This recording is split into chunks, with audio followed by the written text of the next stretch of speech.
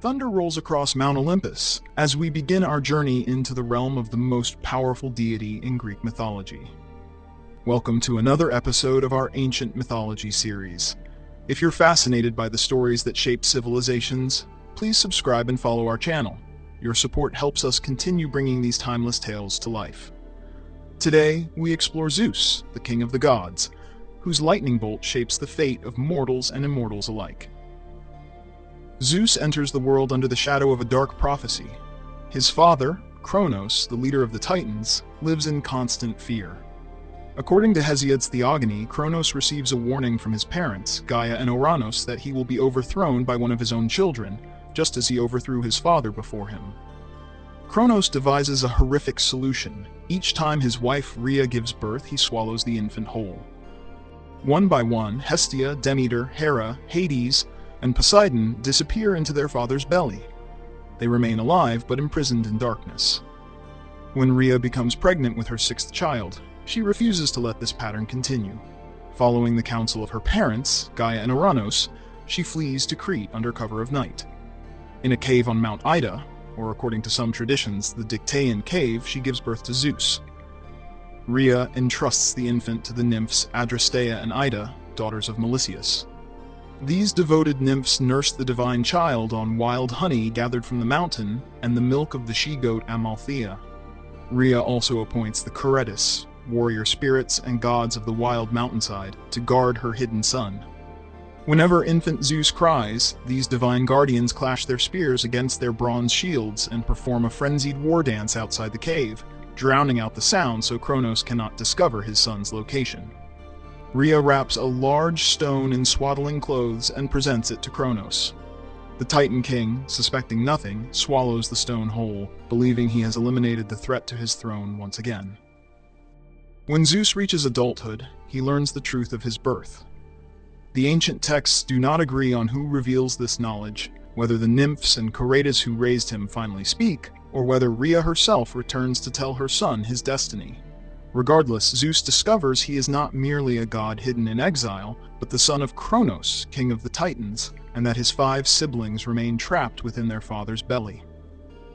But Zeus realizes he cannot claim his birthright or free his siblings through strength alone. He needs cunning to match Kronos' power.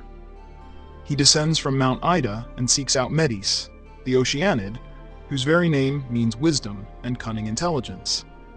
As daughter of the Titan Okeanos and Tethys, Metis possesses deep knowledge of herbs, potions, and the subtle arts of persuasion and strategy that Zeus requires. Zeus shares his purpose with Metis, and she agrees to help him overthrow the tyrannical Titan king. Together, they devise a plan that relies not on force, but on deception, the very quality Kronos once used against his own father, Ouranos. Metis prepares a powerful emetic potion, carefully mixing it with wine and honey to disguise its bitter taste and create an appearance of harmless refreshment. The mixture possesses properties potent enough to compel even a Titan's immortal body to expel what it has consumed. The greater challenge lies in delivering the potion to the ever-suspicious Kronos. According to some traditions, Metis herself approaches Mount Othries, where the Titans hold court, disguised as an ordinary cupbearer offering tribute to the king. Other accounts suggest that Zeus, already displaying the shape-shifting abilities that will mark his reign, presents the drink himself under false pretenses. The sources disagree on the method, but the outcome remains the same. Kronos, perhaps grown overconfident after his long, unchallenged reign, or simply deceived by the potion's pleasant appearance and sweet aroma, accepts the cup and consumes the mixture. The effects prove immediate and violent. Kronos' immortal body reacts to the foreign substance, and he begins to vomit uncontrollably. First comes the stone, the same wrapped stone Rhea presented to him years ago, which he swallowed, believing it to be Zeus. The stone will later be enshrined at Delphi as a monument to this momentous event, anointed with oil daily and wrapped in wool on festival days. Then, one by one, Zeus's siblings emerge. First comes Poseidon, then Hades, followed by Hera, Demeter, and Hestia. Despite their years of imprisonment in darkness, they emerge fully grown and filled with rage at their father's cruelty. According to Hesiod, they come forth in reverse order of swallowing, making Zeus both the youngest and, paradoxically, the eldest, since he never suffered imprisonment. The newly freed gods gather around Zeus, recognizing him as their liberator. In gratitude, they acknowledge his leadership. Poseidon and Hades, though older by birth, accept Zeus's claim to supremacy, a claim earned not by age but by the courage to act and the wisdom to succeed where force alone would have failed. Kronos, weakened and humiliated by the loss of his imprisoned hostages, realizes the ancient prophecy nears its fulfillment. The war for cosmic supremacy becomes inevitable. What follows becomes known as the Titanomachy, the 10-year war between the Olympian gods and the Titans. Zeus and his siblings establish their stronghold on Mount Olympus, while Kronos and most of the Titans position themselves on Mount Olympus. The war rages with neither side gaining a decisive advantage. Zeus understands that he needs greater allies. Following the advice of Gaia, he descends into Tartaros, the deepest part of the underworld. There, he finds the Cyclopes, Brontes, Steropes, and Arges, imprisoned by Kronos. Zeus frees these mighty smiths, and in gratitude they forge weapons for the new gods. To Zeus they give the thunderbolt and lightning, to Poseidon they craft the trident, for Hades they create a helmet of invisibility. Zeus also releases the 100-handed ones, Katos, Briareos, and Gyges, giants of incredible strength. With these powerful allies, the tide of war shifts. The final battle shakes the cosmos. Zeus hurls thunderbolt after thunderbolt, setting the earth ablaze. The 100-handed ones hurl entire mountains at the Titans. The Olympians achieve victory. Zeus and his brothers cast the defeated Titans into Tartaros, where they remain imprisoned behind bronze gates. The 100-handed ones become their eternal guards. With the Titans defeated and cast into Tartaros, Zeus and his brothers must divide the cosmos among themselves. According to Homer's Iliad, they draw lots to determine their domains.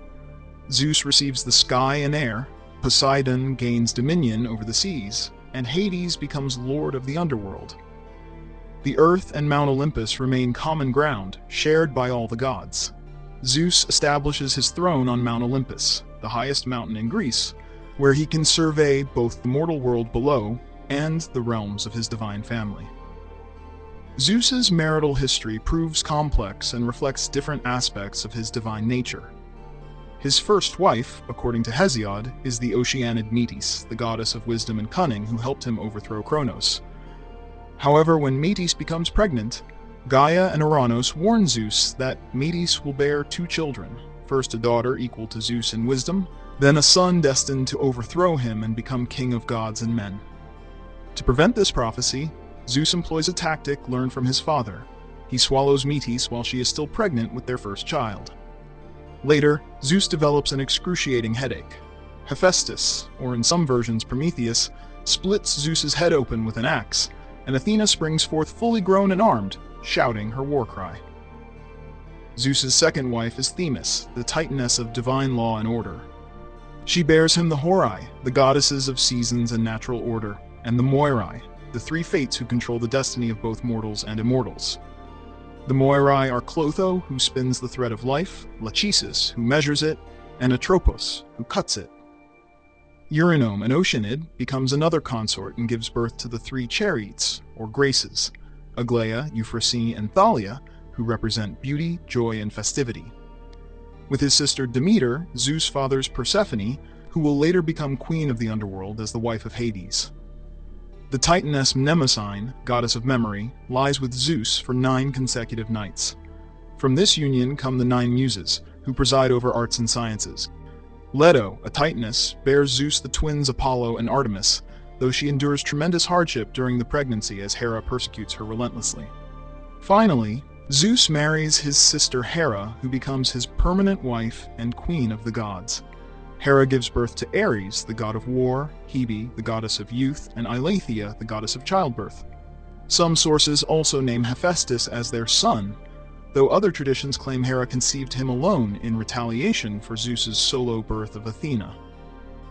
Zeus's unions with mortal women produce many of Greece's greatest heroes.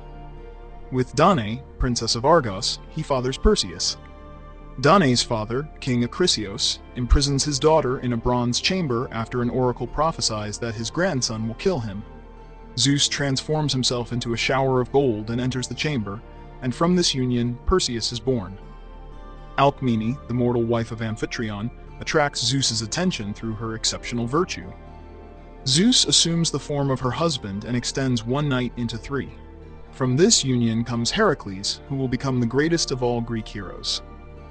With Europa, a Phoenician princess, Zeus takes the form of a magnificent white bull. When Europa climbs onto the bull's back, Zeus carries her across the sea to Crete, where she bears him 3 sons: Minos, Rhadamanthus, and Sarpedon. Minos later becomes king of Crete and, after death, serves as one of the judges of the dead in the underworld. The Spartan queen Leda experiences Zeus's approach when he transforms into a swan. The result of this union proves unusual. Leda lays eggs, from which hatch Helen, who will later cause the Trojan War, and Polydeuces. Semele, princess of Thebes, becomes pregnant with Zeus's child. Hera, in jealous rage, disguises herself as an old woman and convinces Semele to ask Zeus to appear before her in his true divine form. Despite Zeus's reluctance, Semele persists. When Zeus reveals himself in his full glory, complete with lightning and thunder, the mortal woman cannot withstand the sight and is consumed by flames.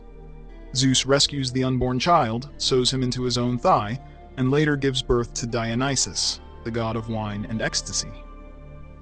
Zeus's reign faces another massive challenge when Gaia, angry at the imprisonment of her Titan children, produces a new race of warriors called the Giants. These beings possess tremendous strength and prove nearly invincible to the gods alone. An oracle reveals that the giants can only be killed if gods and mortals fight together against them. Zeus enlists the help of his mortal son Heracles. The battle becomes known as the Gigantomachy. According to Apollodorus, Zeus strikes the giants with thunderbolts, while Heracles follows up with arrows, finishing them off. Among the notable giant opponents, Porphyrion proves particularly dangerous. He attacks both Zeus and Hera, but Zeus strikes him with a thunderbolt and Heracles finishes him with an arrow. Another giant, Ephialtes, falls to Apollo and Heracles working together. The god Apollo shoots the giant's left eye, while Heracles strikes the right. The Olympians triumph again, further securing Zeus's position as the supreme ruler of the cosmos. Despite these victories, Zeus faces his most dangerous challenge when Gaia produces Typhon, the most fearsome monster ever born. Hesiod describes Typhon as having 100 serpent heads growing from his shoulders, each with dark tongues flickering and eyes flashing fire. These heads produce every kind of sound imaginable, sometimes speech that the gods understand, sometimes the bellowing of a bull, sometimes the roar of a lion, and sometimes sounds that echo through mountains. When Typhon attacks Olympus, many gods flee to Egypt in terror, transforming themselves into animals to hide. Zeus alone stands firm. The battle between god and monster shakes the entire world. Zeus bombards Typhon with thunderbolts, scorching all his serpent heads. According to Apollodorus, Typhon initially gains the upper hand, wrapping Zeus in his coils and severing the sinews from Zeus's hands and feet. The monster hides these sinews in a bearskin and leaves the dragon Delphine to guard them. Hermes and Aegipan manage to steal back the sinews and restore them to Zeus. Recovered, Zeus renews the attack with even greater fury. He pursues the wounded Typhon and finally buries him under Mount Etna in Sicily. According to legend, the volcanic eruptions of Etna result from Typhon's continuing struggles and fiery breath beneath the mountain. With all challenges to his throne defeated, Zeus establishes the cosmic order that defines Greek understanding of the universe. He becomes not merely the strongest god, but the maintainer of justice and cosmic law. Zeus enforces oaths, and those who break oaths face his wrath. The river Styx serves as the binding oath of the gods themselves. When a god swears by Styx and breaks that oath, severe punishment follows. The offending deity must lie breathless for a year, then suffers exile from the divine assemblies for 9 more years.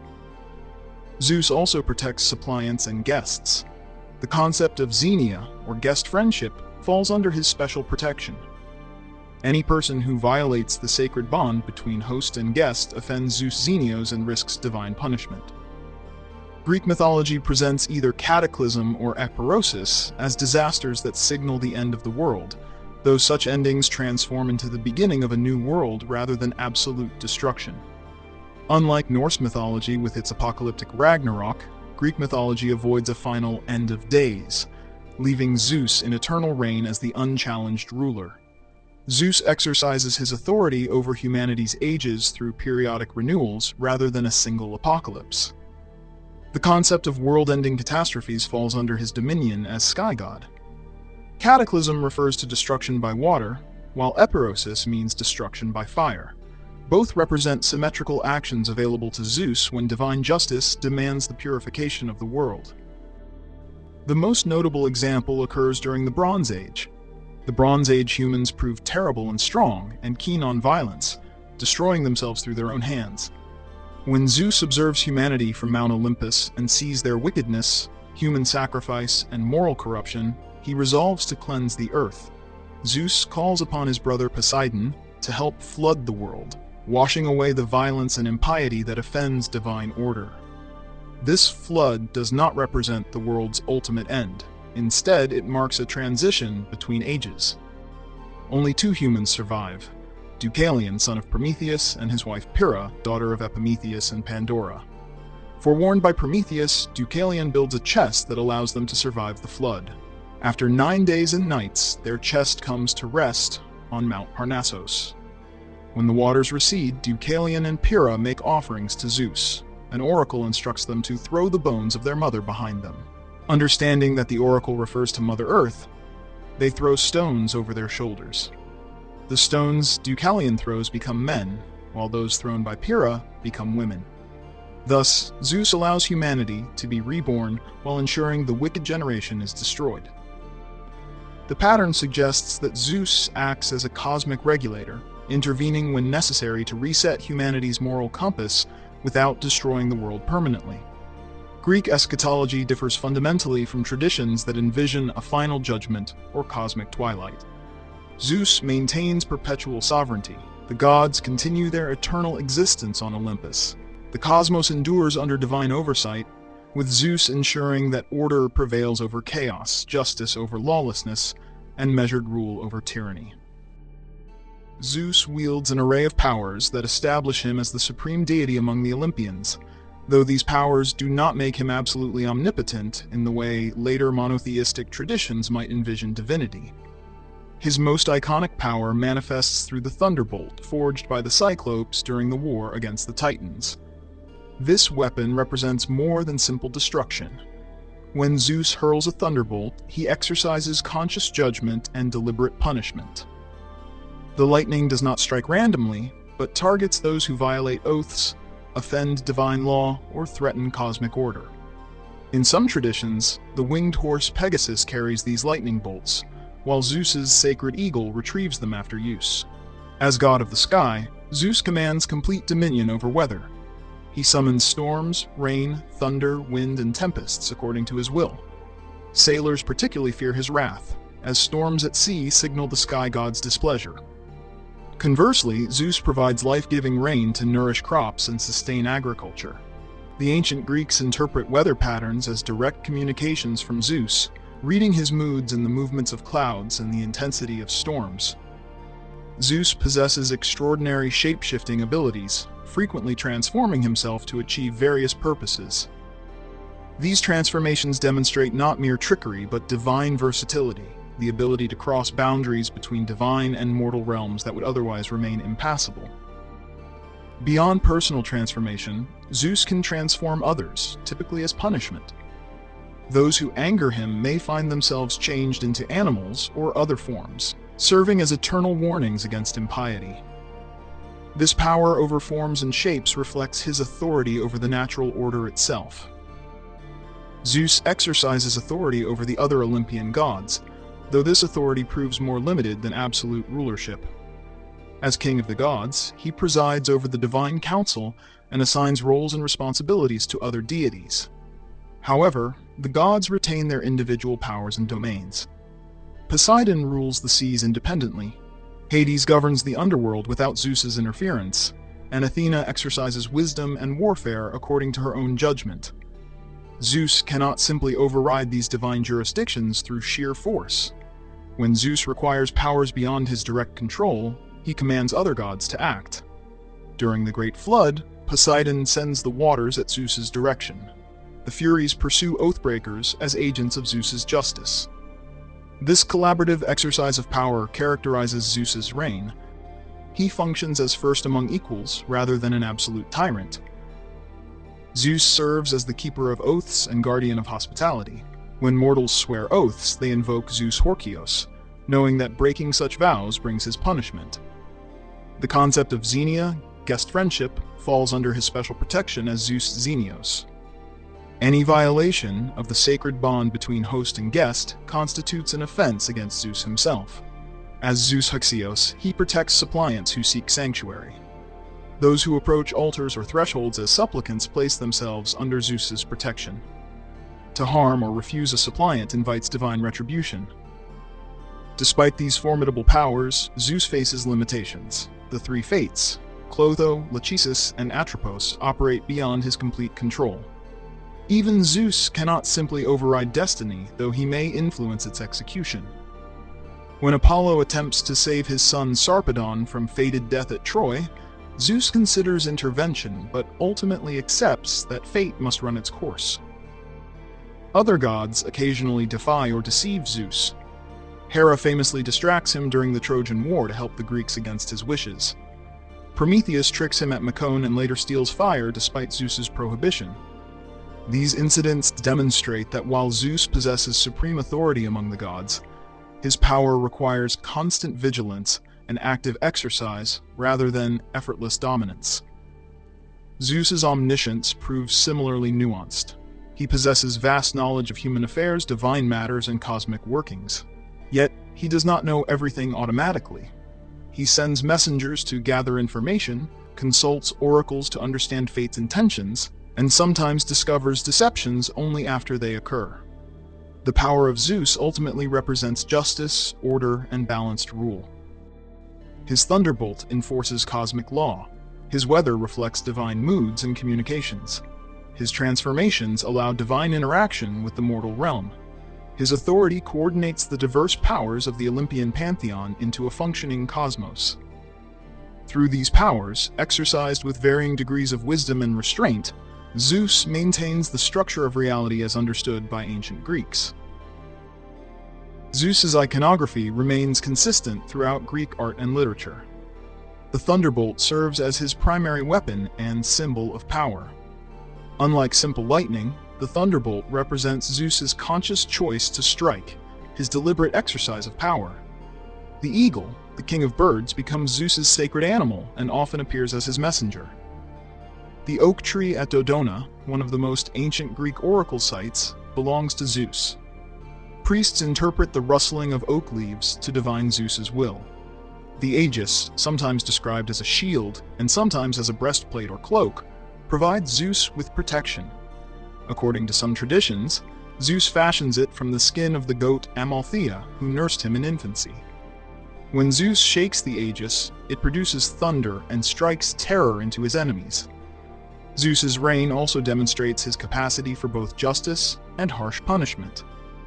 The Titan Prometheus, whose name means forethought, becomes one of Zeus's most notable adversaries. During a sacrifice at Macon, Prometheus tricks Zeus by dividing an ox into two portions, one containing the meat wrapped in unappetizing stomach, and another containing only bones hidden beneath rich fat.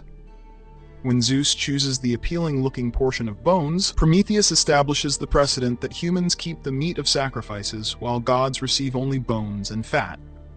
Angered by this deception, Zeus withholds fire from humanity. Prometheus responds by stealing fire from the gods and delivering it to mortals. Zeus's punishment proves severe. According to Hesiod, he orders Prometheus bound to a rock where an eagle tears out his liver daily. Because Prometheus is immortal, his liver regenerates each night, ensuring eternal torment. Zeus also punishes humanity for receiving the stolen fire by sending them Pandora, the first woman, who carries a jar containing all the evils that now afflict mankind. Zeus speaks to mortals through oracles, sacred sites where his will becomes known. The most famous oracle of Zeus exists at Dodona in Epirus, considered by some sources to be the oldest Greek oracle. Here, priestesses interpret the rustling of sacred oak leaves and the sounds of bronze vessels to discern Zeus's messages. At Olympia, site of the ancient Olympic Games, Zeus Olympios receives worship as the supreme deity. The massive gold and ivory statue of Zeus created by the sculptor Phidias becomes one of the 7 wonders of the ancient world, depicting the god seated on his throne in majesty and power. Despite his supreme authority, Zeus does not rule as an absolute tyrant among the gods.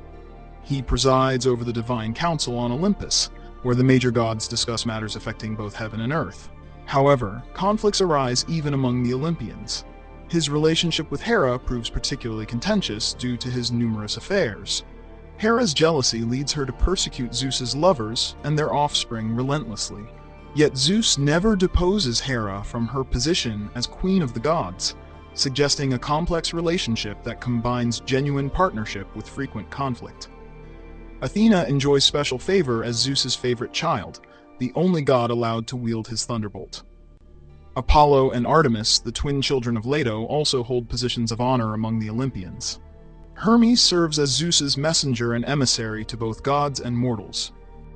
Even among the Olympians, challenges to Zeus's authority occasionally surface. Homer's Iliad describes an incident where Hera, Poseidon, and Athena conspire to bind Zeus while he sleeps. The sea nymph Thetis saves Zeus by summoning Briareos, one of the 100-handed ones, whose presence intimidates the rebellious gods. From his hidden birth in a Cretan cave to his throne on Olympus, Zeus embodies the principle of divine sovereignty in Greek mythology. His thunderbolt maintains cosmic order, his judgments determine the fates of gods and mortals alike, and his unions produce both divine beings and heroic mortals who shape the mythological landscape. The mythology of Zeus reflects ancient Greek understanding of power, justice, and the natural order. He is neither purely benevolent nor simply tyrannical, but rather represents the complex reality of authority itself, capable of both magnificent generosity and terrible punishment, of wise judgment and passionate impulse. Thank you for joining us on this exploration of Zeus, King of the Gods. If you found this journey through Greek mythology enlightening, please share it with others who might appreciate these ancient stories. Join us again as we continue exploring the fascinating world of Greek deities and the legends that have captivated humanity for thousands of years.